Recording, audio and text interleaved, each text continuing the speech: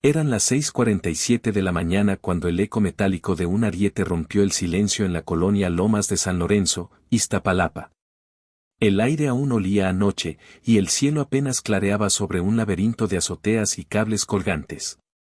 El golpe fue seco, contundente, y lo siguió una nube de polvo blanco que no era cal, ni yeso, era cocaína.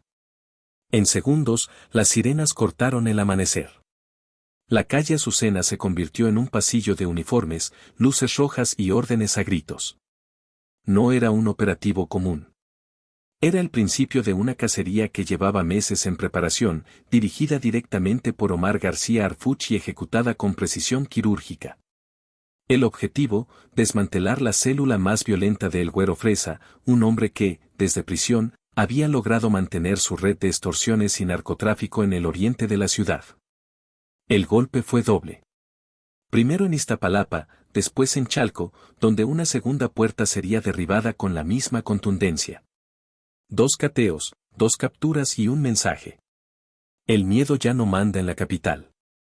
Lo que los agentes encontraron adentro no solo confirmó la magnitud del caso, también encendió una alerta: la estructura del Güero Fresa seguía viva, expandiéndose entre casas, talleres y bases de taxis. Y esta vez, los rastros no eran rumores, eran nombres, direcciones y órdenes escritas a mano. Quédate, porque esta historia no solo muestra la caída de 2 operadores. Revela cómo el crimen se reorganiza entre las sombras y cómo Harfuch decidió cortarlo desde la raíz. El operativo comenzó a las 5:30 horas, cuando el convoy de la Secretaría de Seguridad Ciudadana avanzó en silencio por el corazón de Iztapalapa.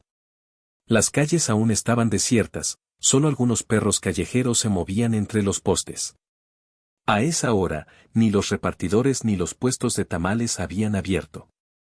El barrio dormía, pero los agentes sabían que adentro, detrás de una fachada pintada de verde menta, la noche seguía despierta. El inmueble, ubicado en la calle Azucena número 213, había sido vigilado durante semanas. Los reportes de inteligencia indicaban que funcionaba como centro de acopio y distribución de drogas, controlado directamente por Erasmo Carlos Huerta García, alias El Eras, mano derecha del Güero Fresa. A simple vista parecía una vivienda más, un portón oxidado, una cámara vieja en la esquina, una antena de televisión rota. Pero bajo esa apariencia, operaba uno de los nodos urbanos más activos de la red de extorsión y narcomenudeo en el oriente de la capital. A las 5:47, la voz del comandante resonó por radio. Confirmado. Equipo Delta en posición. Autorizado ingreso. El golpe del ariete retumbó 3 veces. El portón cedió. Dentro, un olor químico golpeó a los primeros agentes, una mezcla densa de acetona, cloroformo y gasolina. En el suelo había tambos metálicos, bolsas de color azul y una mesa cubierta con residuos de polvo blanco. El laboratorio improvisado estaba activo, pero vacío. Los ventiladores seguían encendidos, los tubos goteaban, y sobre un escritorio descansaba una libreta con números, nombres y porcentajes. Los peritos entraron con guantes y mascarillas. El ruido de las cámaras fotográficas rompía el silencio. Sobre el mueble hallaron 120 envoltorios con cocaína, 80 dosis de cristal y un pequeño maletín con 3 pistolas cortas y un radio encriptado. El primer hallazgo clave fue un documento plastificado con la insignia de una cooperativa de taxis locales. Base Piraña, calle 11. Esa simple hoja reveló la conexión entre la venta de droga, el cobro de extorsiones y el transporte público informal, controlado por operadores del Güero Fresa desde hacía más de 3 años. A las 6:02, un ruido en la azotea detuvo el proceso. 2 agentes subieron por la escalera metálica y encontraron a un hombre agazapado entre tanques de gas. Llevaba un arma corta, un teléfono encendido y una mochila negra. Intentó correr, pero un disparo de advertencia lo frenó. Al ser sometido, pronunció apenas unas palabras. Ya valió, patrón. Me cayeron. Su identificación lo confirmó: Erasmo Carlos Huerta García, de 33 años, alias El Eras. La mano operativa del Güero Fresa. En su teléfono, los mensajes hablaban por sí solos: listas de cobros, coordenadas de entregas, y un número registrado como Jefe G. Los analistas sabían lo que eso significaba. Era una línea directa con José Alberto N., alias el Güero Fresa, preso desde 2021 en un penal del Estado de México, pero aún al mando de la estructura. Mientras el detenido era trasladado, Harfuch recibió el reporte desde el centro de mando. Su instrucción fue inmediata. Aíslen las líneas, bloqueen todas las transferencias y vayan por el punto 2. Esto no es una casa, es un sistema. Las palabras quedaron grabadas en el informe interno. El punto 2 se encontraba en Chalco, a menos de 40 minutos del primer cateo. Allí, según los informes, operaba el segundo laboratorio, y lo custodiaban 2 hombres con antecedentes por secuestro express.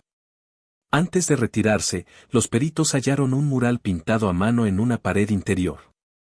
Era una calavera con dientes de oro y una frase escrita en aerosol. Aquí manda el güero. La pintura aún estaba fresca. El barrio, que había amanecido con el estruendo del operativo, volvió a llenarse de murmullos. Algunos vecinos aplaudieron en silencio desde las ventanas. Otros cerraron las cortinas sin decir palabra. En Iztapalapa, todos saben lo que significa cuando el Estado derriba una puerta. La línea entre la ley y el miedo se corre un poco más, pero nunca desaparece.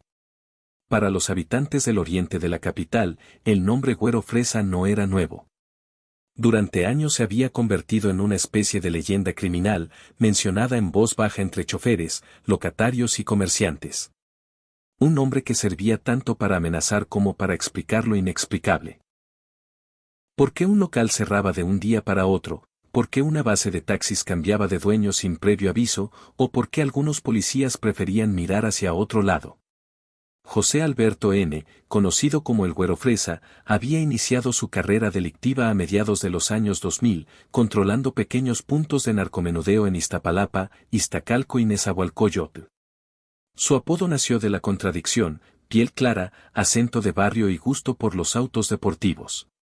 Con el tiempo, su grupo creció, y junto a aliados de Chalco y Valle de Chalco consolidó una estructura criminal basada en 3 pilares. Extorsión, cobro de piso y distribución de droga. Su caída en 2021 no significó el fin de su poder. Desde el penal del Estado de México, continuó operando con la misma disciplina con la que dirigía sus negocios en la calle. A través de familiares, abogados y mensajeros, mantenía contacto directo con sus principales operadores. El sistema era simple pero eficaz, órdenes escritas a mano, números en clave y transferencias controladas por prestanombres.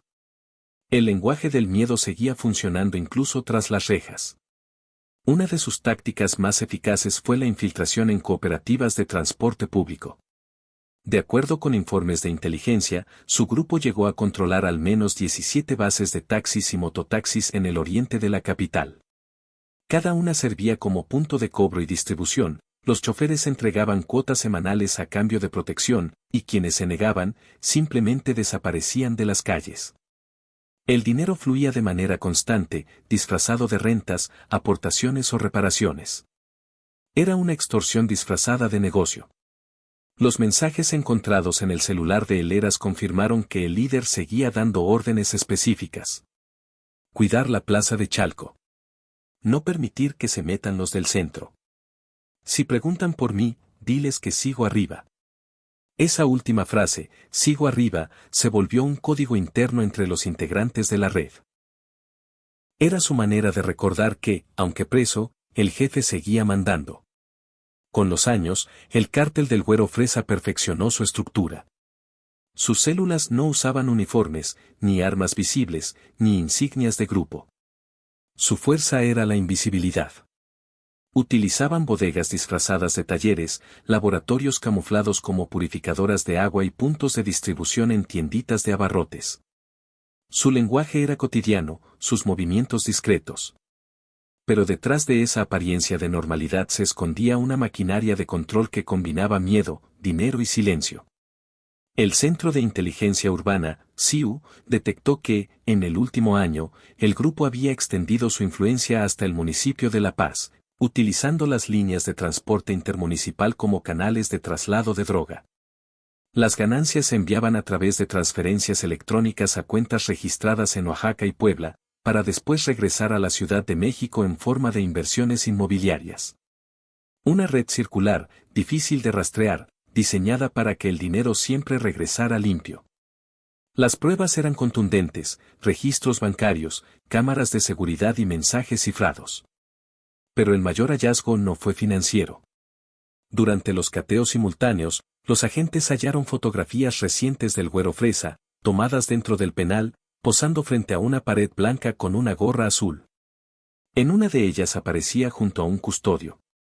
Ese detalle encendió una nueva investigación por complicidad interna.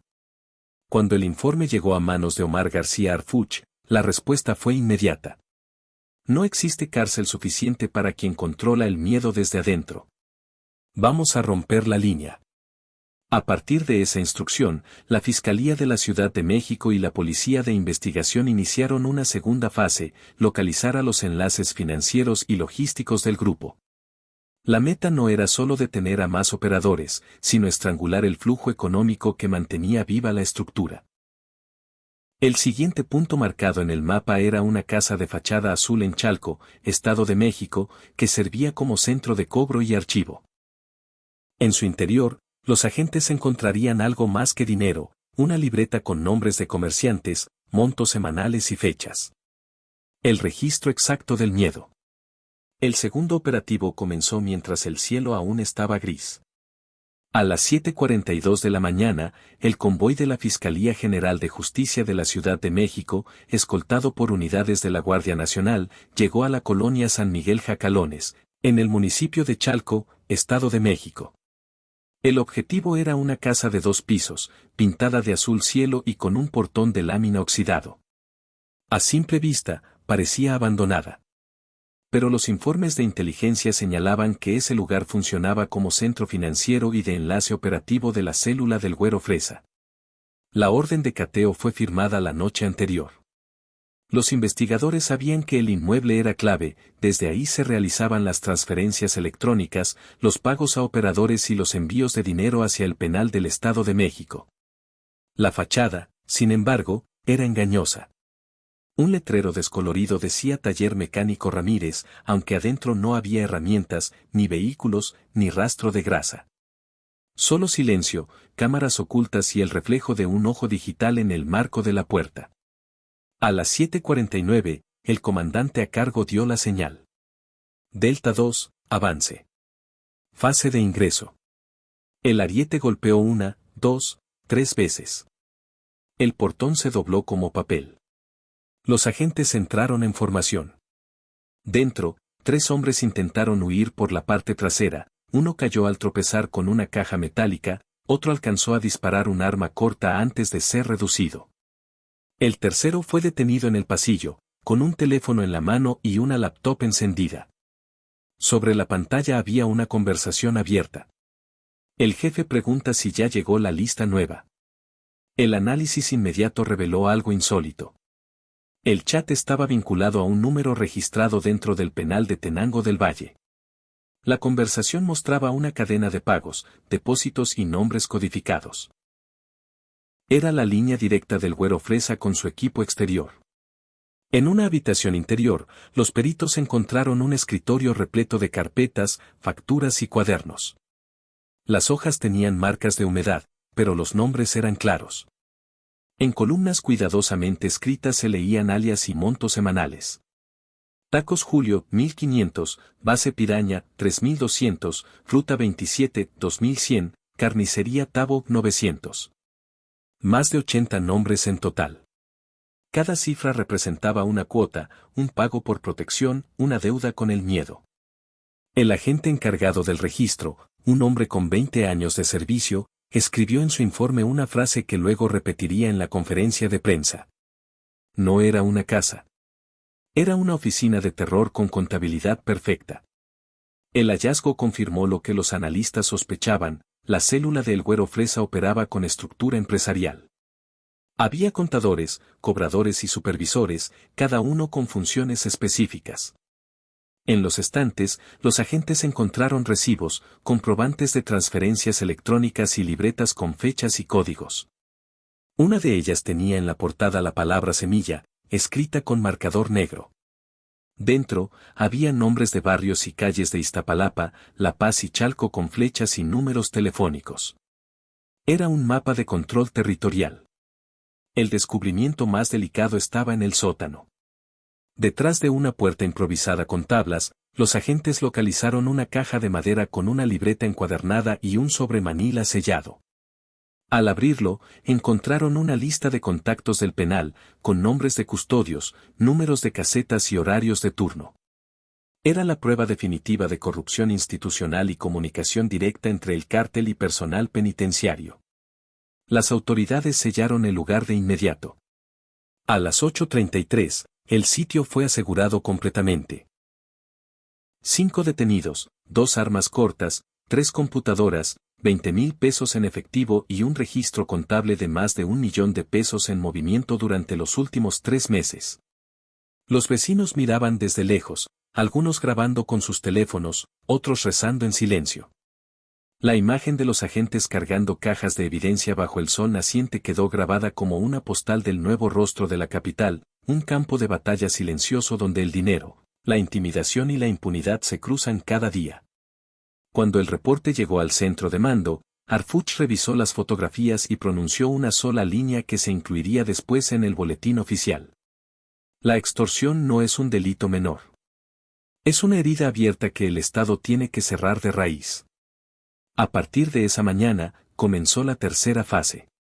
Localizar a los cobradores, los hombres que cada semana recorrían las calles para recoger el dinero y entregar los avisos.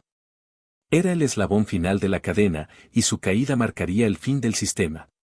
La tercera fase del operativo comenzó sin sirenas ni reflectores. Era una cacería silenciosa, planeada en pantallas y ejecutada en calles que parecían las de siempre. Después de los cateos en Iztapalapa y Chalco, los analistas del C5 revisaron cientos de horas de grabación de las cámaras de seguridad. Buscaban un patrón, rostros repetidos, rutas constantes, vehículos que se movían los mismos días a las mismas horas.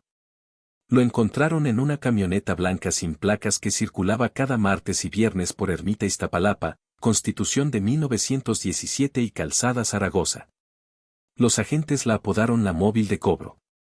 A bordo viajaban 3 hombres, uno manejaba, otro hacía llamadas, y el tercero bajaba con una libreta negra para recoger el dinero. Su rutina era perfecta. Visitaban locales específicos, taquerías, refaccionarias, purificadoras, bases de taxis, y se marchaban sin levantar sospechas. Cada transacción tomaba menos de 2 minutos. El miedo era tan efectivo que nadie se atrevía a cuestionarlos. Durante semanas, los equipos de inteligencia siguieron el rastro con drones y cámaras ocultas. Descubrieron que los cobradores operaban bajo un sistema rotativo, no dormían en la misma casa, no usaban el mismo vehículo más de 3 veces seguidas y cambiaban de número telefónico cada 5 días. El nivel de organización era digno de una célula militar. La única constante era la ruta de recolección y la hora de entrega, martes, 21 horas, en un estacionamiento subterráneo cerca de Cabeza de Juárez. La noche del 17 de mayo, el Grupo Especial de Reacción e Intervención, GERI, desplegó un operativo encubierto. 12 agentes se mezclaron entre autos, vendedores y peatones. A las 20:47, la camioneta blanca apareció. Se estacionó de reversa, con los faros apagados. El copiloto bajó con la libreta, revisó su teléfono y comenzó a hacer llamadas. Desde la cámara térmica, los analistas confirmaron la presencia de al menos 3 armas cortas en el vehículo. La orden llegó sin titubeos. Objetivo en visual. Esperen contacto. Ingreso solo con confirmación. A las 21:03, un comerciante salió de un local y entregó un sobre amarillo. El cobrador lo recibió, lo guardó en el asiento trasero y volvió a marcar. Era la confirmación que los agentes necesitaban. En segundos, la escena se rompió. Luces, gritos, pasos, metal. Los 3 hombres intentaron escapar. El conductor aceleró, chocó con un poste y trató de huir a pie. Uno de los agentes del GERI lo alcanzó en la esquina y lo redujo. Otro, escondido tras un puesto de tacos, detuvo al segundo con un golpe seco. El tercero intentó abrir fuego, pero fue neutralizado con disparos de contención. Todo terminó en menos de un minuto. En el interior de la camioneta, los agentes hallaron 4 sobres con dinero, una libreta con nombres de negocios y una pistola con el número de serie borrado. El detalle más relevante estaba en una hoja doblada dentro del parasol. Una lista con nombres en clave, acompañados por un símbolo de triángulo. Era la misma marca hallada en los documentos del cateo de Chalco. La coincidencia cerró el círculo. Los cobradores respondían directamente a la estructura del Güero Fresa y rendían cuentas semanales a un contacto del penal. Cuando los detenidos fueron trasladados al búnker de la SSC, su silencio fue absoluto. Ni una palabra, ni una mirada. Solo uno de ellos, al firmar su declaración, escribió con letra temblorosa una frase que después sería parte del expediente. No somos narcos. Somos cobradores del miedo. La línea se volvió el título interno del operativo. Los medios no la conocieron, pero los agentes la adoptaron como recordatorio del tipo de enemigo al que se enfrentaban. No soldados, sino hombres comunes convertidos en instrumentos del terror. Las imágenes del arresto se difundieron horas después. La camioneta blanca, los fajos de billetes y los rostros cubiertos de los detenidos se convirtieron en la prueba más clara de que la red del Güero Fresa había sido alcanzada. Sin embargo, los investigadores sabían que la caída de los cobradores no era el final, sino el principio del desmantelamiento real. Aún quedaban las conexiones financieras, los contactos penitenciarios y los jefes intermedios. Pero por primera vez en años, la ciudad tenía algo más que rumores. Tenía pruebas, nombres y la voluntad de seguir el hilo hasta donde terminara. El amanecer del día siguiente llegó con la ciudad en calma, pero con titulares encendidos. Los noticieros locales y nacionales hablaban del mismo tema. Cae la red del Güero Fresa en Iztapalapa y Chalco.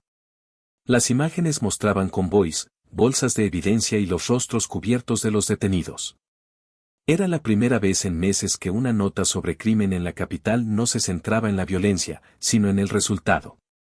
Un golpe quirúrgico, planificado y ejecutado con precisión. Un golpe invisible, pero devastador.